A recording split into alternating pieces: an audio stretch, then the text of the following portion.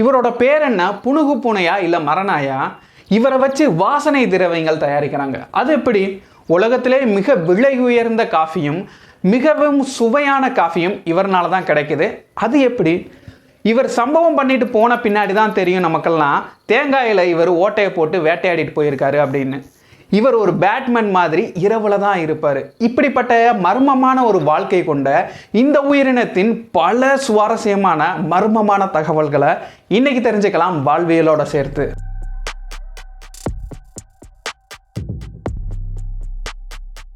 முதல்ல இது புனுகு பூனையா இல்லை மரநாயா அப்படின்னு நிறையவே குழப்பங்கள் இருக்குது. ஏன் வலைதளங்கள்லேயும் நிறைய குழப்பங்கள் இருக்குது. நிறைய பேர் தப்பாகவே பதிவிடவும் செய்கிறாங்க. ஆனால் இது புனுகு பூனையான்னு கேட்டால் ஆமாம், மரநாயான்னு கேட்டால் அதுவும் ஆமாம். இதுக்கு என்ன காரணம் அப்படின்னா, இது பூனை இனமும் கிடையாது, நாய் இனமும் கிடையாது. ஆனால் இது விவரிடே அப்படின்ற ஒரு தனியான ஒரு குடும்பத்தை சேர்ந்தது. இந்த குடும்பத்தை கீழே ஒரு 38 சிற்றினங்கள் இருக்குது. அதில் புனுகு அப்படின்ற ஒரு வகையில் ஒரு 18 இனங்கள் இருக்குது. அந்த 18 இனங்களையுமே புனுகு பூனைன்ற வகைக்கு கீழே கொண்டு வர்றாங்க.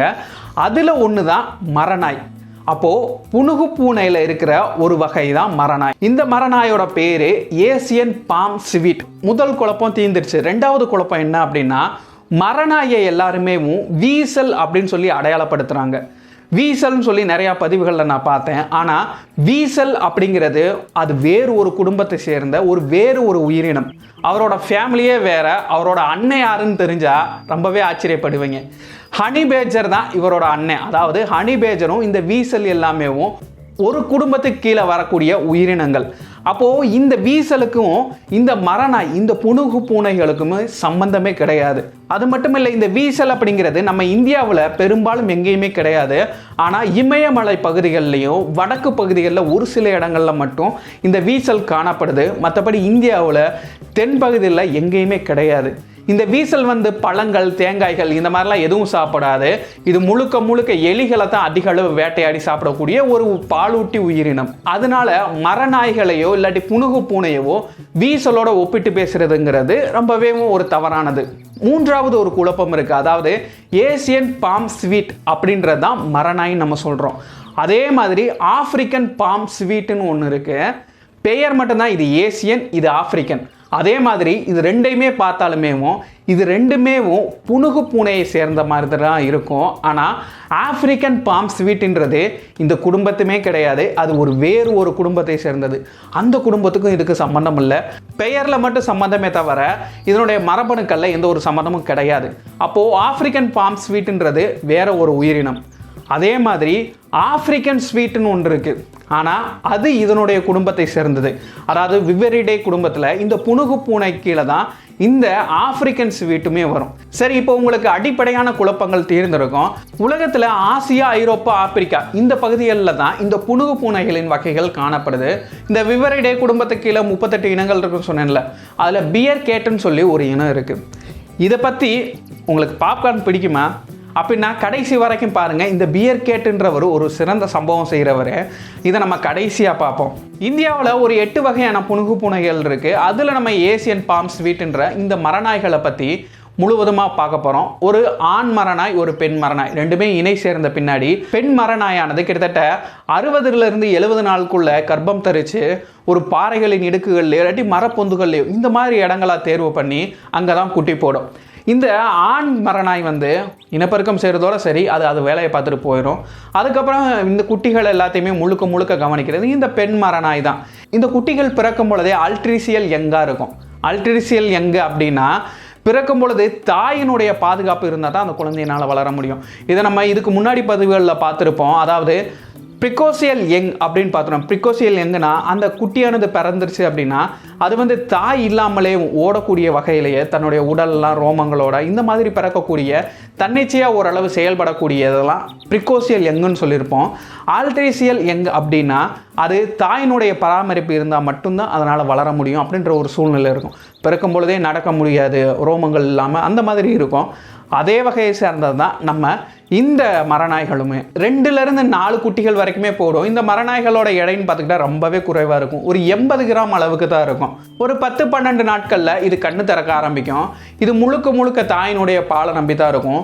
இந்த தாயானது இரவு நேரங்களில் தான் போய் வேட்டையாட ஆரம்பிக்கும். இதனுடைய உணவு அப்படின்னு எடுத்துக்கிட்டோம்னா பழங்கள், கொட்டைகள், பூச்சிகள், ஒரு சில நேரங்களில் எலிகளை சாப்பிடும், இல்லாட்டி கோழிகள், இந்த மாதிரி இதெல்லாம் சாப்பிடக்கூடிய வாய்ப்புகள் இருக்க தான் செய்யுது. இது ஒரு அனைத்துண்ணி மாதிரி எல்லாத்தையுமே உண்ணக்கூடியது. முக்கியமாக பழங்களை தான் அதிகமாக விரும்பி சாப்பிடும். இதனுடைய எதிரிகள் அப்படின்னு பார்த்துக்கிட்டோம்னா முக்கியமாக சிறுத்தைகள், அப்புறம் மலைப்பாம்புகள், அப்புறம் பறவைகளான கழுகுகள், இந்த மாதிரி உயிரினங்கள்லாம் இதற்கு ரொம்பவே அச்சுறுத்தக்கூடிய வகையில் இருக்காங்க. ஆனால் இவங்க எல்லாத்தையுமே கடக்கணும் அப்படின்றதுக்காக தான் இது ஒரு இரவு நேர வேட்டையாடியா இரவு நேரத்தில் மட்டும் செயல்பட்டு இருக்கு. ஒருவேளை இந்த தாயானது இந்த மாதிரி எதிரிகள் கிட்ட மாட்டிக்கிட்டாங்க அப்படின்னா இறக்க போவது அந்த தாய் மட்டும் கிடையாது. அங்கு தாயை நம்பி வாழ்ந்துகிட்டு இருக்க அந்த 4 குட்டிகளுமே தான் சேர்ந்து இறக்கும். சரி, இப்படியெல்லாம் இருந்து ஒரு 2-3 மாதத்தில் பால் மட்டுமே 2 மாதம் வரைக்கும் கொடுக்கும். அதுக்கப்புறம் இந்த குட்டிகளுக்கு வந்து தன் பழங்கள் எல்லாத்தையுமே எடுத்துகிட்டு வந்து வாயில் சின்ன சின்னதாக கடிச்சு இந்த குட்டிகளுக்கு கொடுக்க ஆரம்பிக்கும். இந்த குட்டிகளும் மெல்ல மெல்ல இந்த பழங்கள், திட உணவுகள்லாம் சாப்பிட ஆரம்பிக்கும். அதுக்கப்புறம் தாய் கூட கொஞ்சம் கொஞ்சம் வர ஆரம்பிக்கும். ஆனால் தாய் வந்து உணவு எடுக்கிறதுக்கு முழுமையாக கூட்டு போகிறது கிடையாது. ஆனால் தாய் போகும்போது கொஞ்சம் தூரம் வரும். அப்புறம் மறுபடியும் இந்த குட்டிகள்லாம் மறுபடியும் தன்னோட இடத்துக்கு போயிடும். சின்ன சின்ன மரங்கள் இருந்துச்சுன்னா ஏறி பார்க்கும். அப்புறம் மறுபடியும் தன்னோட இடத்துக்கு போயிடும். இந்த மாதிரி நடவடிக்கைகளோட குட்டிகள் இருக்கும். ஒரு 3-4 மாதம் ஆச்சு அப்படின்னா இந்த குட்டிகள்லாம் ஓரளவுக்கு தன்னிச்சு செயல்படக்கூடிய வகையில் இருக்கும். அந்த நேரத்தில் இந்த குட்டிகள் அனைத்துமே ஒவ்வொன்றும் தாயை விட்டு பிரிய ஆரம்பிக்கும். ஒவ்வொன்றும் ஒவ்வொரு திசைக்கு போயிடும். அதாவது இந்த மரநாய்கள் எப்பவுமே தனித்தனியாக வாழக்கூடியது, எல்லைகளை வகுத்து வாழக்கூடியது. அதே மாதிரி இந்த குட்டிகளுமே தனியாக பிரிஞ்சு போய் ஒரு மரப்பொந்துகளோ இல்லாட்டி பாறைகளின் இடுக்குகள்லையோ கொஞ்சம் கொஞ்சமாக வாழ ஆரம்பிக்கும். அதே மாதிரி இரவு நேரங்களில் உணவு தேட ஆரம்பிக்கும். பகல் நேரங்கள்லாம் அந்த இடுக்குகளில் ஒளிஞ்சிட்டு தன்னோட உயிரை பாதுகாத்துட்டு இருக்கும். நைட் நேரங்களில் போய் வேட்டையாடும். இந்த ஒரு பழக்கத்தை கொண்டு வந்த பின்னாடி தன்னுடைய எல்லையை வந்து தீர்மானிக்க ஆரம்பிக்கும். அதாவது இது சிறுநீரின் மூலமாகவும் அப்புறம் வாளுக்கடியில் ஒரு சுரப்பி இருக்குது. அந்த சுரப்பியில் இருக்கிற ஒரு திரவம் வரும். அந்த திரவத்தை வச்சும் இது தன்னுடைய எல்லை இதுதான் அப்படின்னு சொல்லி தன்னுடைய எல்லையை வகுக்க ஆரம்பிக்கும். இப்போ பாறைகள்லையோ இல்லாட்டி மரங்கள்லையோ இந்த மாதிரி இடங்கள்ல அந்த சுரப்பியை தேய்ச்சி விடும். இப்படி பண்ணுறனால மற்ற மரநாய்களோட இது ஒரு தொடர்பை ஏற்படுத்துகிற மாதிரி, அதாவது இந்த வாசனையை நுகர்ந்து இது ஆண் மரநாயா பெண் மரநாயான்னு இன்னொரு மரநாயினால் உணர முடியும். இது எத்தனை நாளாச்சு இந்த வாசனையை இங்கே தடவி அப்படின்றதையும் கணிக்கும்.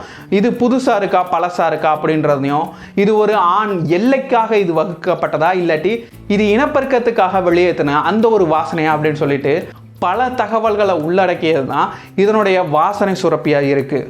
ஒரு 10-12 மாதங்கள் ஆச்சு அப்படின்னா இந்த குட்டிகள் எல்லாமே பாலியல் முதிர்ச்சி அடைய ஆரம்பிக்கும். அதன் பின்னாடி இந்த பெண் மரநாய்கள் பாலியல் முதிர்ச்சி அடைஞ்ச பின்னாடி அது வெப்பத்துக்கு வரும்பொழுது அது ஒரு வித வாசனையை வெளிப்படுத்தும். அதே மாதிரி தன்னுடைய சுரப்பியை வந்து அங்கங்கே பாறைகள்லையோ மரங்கள்லையோ இந்த மாதிரி இடங்களில் போய் தன்னுடைய சுரப்பியை வந்து வெளிப்படுத்தி விட்டு போகும். அதை நுகர்ந்து ஆண் மரநாய்கள் அங்கே வந்து இது வந்து பெண் தானா, இது வந்து இனப்பெருக்கத்துக்கு தயாராக இருக்கா அப்படின்ற தகவல்கள் எல்லாமே இந்த வாசனையில் இருக்கும். இதை நுகர்ந்து அந்த மரத்துலேயோ இல்லாட்டி அந்த பாறைகளின் இடுக்குகள்லையோ போயிட்டு இது பெண் மரநாய்களோட போய் இணை சேர ஆரம்பிக்கும். அதுக்கப்புறம் என்ன, ஆண் மரநாய் வந்து விட்டுட்டு போயிடும். பெண் மரநாய் வந்து அது ஒரு 60-70 நாட்கள் கற்பம் தரித்து குட்டிகளை போட ஆரம்பிக்கும். இதுதான் இதனுடைய வாழ்வியலாக இருக்குது. இதனுடைய உயிர் வாழும் காலம்னு எடுத்துக்கிட்டோம்னா கிட்டத்தட்ட 15-20 வருடங்கள் வரைக்குமே கூட இந்த மரநாய்கள் வேட்டையாடப்படாமல் இருந்தால் உயிர் வாழக்கூடியது தான். முழுக்க இரவு நேர உணவு தேடி அப்படின்னு சொன்னோம். அப்போ இரவு நேரத்தில் இது வாழ்கிறதுக்கு முக்கியமாக ஒரு 5 தகவமைப்பு இதுக்கு முக்கியமாக இருக்குது. முதல்ல இதனுடைய பார்வை திறன் வந்து முழுமையாக இது பார்வை திறனை மட்டும் நம்பி இல்லை. என்ன அப்படின்னா இதனுடைய கண்களில் ராட் செல்ஸ் தான் அதிகமாக இருக்குது. அதனால் இது குறைந்த ஒளியில் கூட கொஞ்சம் பார்க்கக்கூடியது தான். இரண்டாவதாக வாசனை அறியும் திறன் வந்து இதுக்கு ரொம்பவே அதிகமாக இருக்குது. இதை வச்சும் தன்னுடைய பாதையை கண்டுபிடிக்குது. அது மட்டும் இல்லை, இதற்கு சிறந்த ஒரு நினைவாற்றல் இருக்குது. தான் போன பாதையை ஞாபகம் வச்சுக்கணும். அதனால் அடுத்த தடவையும் அந்த பாதையவே பயன்படுத்தும். இல்லாட்டி தான் போய் மரங்களில் போய் எடுத்துகிட்டு வந்த அந்த பழங்கள்லாம் கிடச்சிச்சுன்னா அந்த மரத்தையே பயன்படுத்தும். இந்த மாதிரி நினைவாற்றலின் மூலமாகவும் இது வந்து பாதையை கண்டுபிடிக்கும். அது மட்டும் இல்லை, இதனுடைய வாய்ப்பகுதியில் நீட்டிட்டு இருக்க மீசையை வச்சுமேவும் இது தன்னுடைய பாதையை கண்டுபிடிக்குது. அதாவது செடிகளுக்கு நடுவுலையோ இல்லாட்டி மரங்கள்லையோ போகும்பொழுது இந்த மீசைகளின் தொடு உணர்வின் மூலமாக சரி இந்த இடத்துல ஒரு தடுப்பு இருக்குது, இந்த இடத்துல ஒரு தடுப்பு இருக்குது, நம்ம ஒதுங்கி போகணும் அப்படின்ற மாதிரி இந்த மாதிரி மீசையை வச்சும் இது தன்னுடைய பாதையை கண்டுபிடிக்குது. அப்புறம் இதுக்கு காது கேட்கும் திறனுமே ரொம்பவே சிறப்பாக இருக்குது. சின்ன சின்ன உயிரினங்கள் வந்துச்சு அப்படின்னா அந்த ஒலிகளை கேட்கக்கூடிய வகையில் தான் இது பரிணமிக்கப்பட்டிருக்கு. அதனால் இந்த ஒரு தகவமைப்பு, இந்த ஒரு 5 தகவமைப்பின் மூலமாக இது இரவு நேர வேட்டையாடியாக வாழ்ந்துட்டு இருக்கு. உலகத்தின் சிறந்த காஃபி, அதுவும் விலை உயர்ந்த காஃபி இந்த புனுகு பூனைகள், அதுவும் முக்கியமாக இந்த மரநாய்க்கிட்ட இருந்து தான் கிடைக்கிது. இந்த மரநாய்க்கிட்ட இருந்து இது எப்படி கிடைக்கிது அப்படின்னா, இதை வந்து பல நாடுகளில் பயன்படுத்துகிறாங்க. அதாவது இந்த மரநாய்கள் வந்து காஃபி விதைகளை வந்து தேடி தேடி விரும்பி உண்ணக்கூடியது. அது மட்டும் இல்லை, எல்லா காஃபி பழங்களையுமே சாப்பிட்றாது. இது மிகவும் சுவையான அந்த காஃபி பழங்களை மட்டும்தான் தேர்ந்தெடுத்து சாப்பிடும். எல்லாத்தையுமே சாப்பிட்றது கிடையாது. இது சாப்பிட்ட பின்னாடி இதை முழுமையாக செரிக்க முடியாது. அதனுடைய பழமான மென்மையான பகுதிகள்லாம் செரிக்கப்பட்டு அதனுடைய கொட்டை பகுதிகள் எல்லாமே கழிவாக வெளியேற்றும். இந்த கழிவை மக்கள் எடுத்து அதை சுத்தப்படுத்தி அந்த காஃபி கொட்டையை மிதமாக வறுத்தெடுத்து அதன் மூலமாக குடிக்கிற காஃபி வந்து ரொம்பவே விலை உயர்ந்ததாகவும் இருக்குது. அதே மாதிரி ரொம்பவே சுவையானதாகவும் இருக்குது. இதில் நம்மளுக்கு ஒரு கேள்வி வரலாம், சரி இது சிறந்த பழங்களாக தேர்ந்தெடுக்குது, ஏன் மனுஷங்களால் நம்மளாலலாம் தேர்ந்தெடுத்து அதை பயன்படுத்தி அதை வந்து வறுத்து எடுத்து சாப்பிட முடியாதா, காஃபி பண்ணி குடிக்க முடியாதா அப்படின்னு நம்மளுக்கு ஒரு கேள்வி வரலாம். ஆனால் இங்கே தான் இன்னொரு விஷயமும் இருக்குது. அதாவது நம்ம எவ்வளோ தான் தேர்ந்தெடுத்து அதை பயன்படுத்தினாலுமே இந்த புனுகு பூனையால் வரக்கூடிய அந்த காஃபி கொட்டை அளவுக்கு இது சுவையாக இருப்பதில்லை. இதற்கு காரணமும் இருக்குது. என்ன அப்படின்னா, இந்த புனுகு பூனையானது அந்த பழங்களை முழுங்கின பின்னாடி அந்த பழங்கள் எல்லாமே செரிக்கப்பட்டுரும். இந்த கொட்டைகளை வந்து இந்த புனுகு பூனையால், இந்த மரநாய்கள்னால செரிக்க முடியாது. ஆனால் இதை செரிக்கிறதுக்கு புரோட்டோலைட்டிக் என்சைம் இது எல்லாமே இந்த கொட்டையோடு சேர்ந்து வினை புரிய ஆரம்பிக்கும்.